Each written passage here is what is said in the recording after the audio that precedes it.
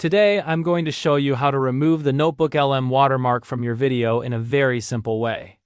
What I did was use Canva to adjust the framing of the video so the watermark is no longer visible.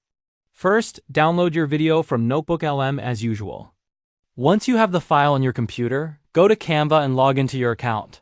From the home page, click on Create a Design. You can choose a video format like 1920 by 1080, or simply create a blank video project. Now upload your NotebookLM video file into Canva. Go to the Upload section. Click Upload Files, and select your video. Once the video finishes uploading, drag it onto the canvas. Now here's the key step. Click on the video inside the canvas so you can resize it.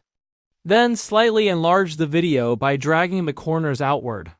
The goal is to zoom in just enough so the NotebookLM watermark, which usually appears in a corner, gets pushed outside the visible frame.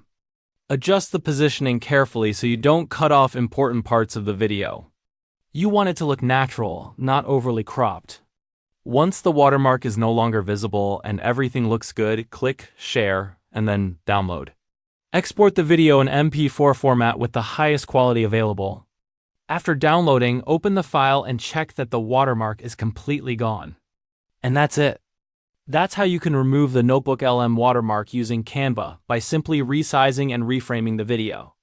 If this video was helpful, make sure to like and subscribe for more content like this.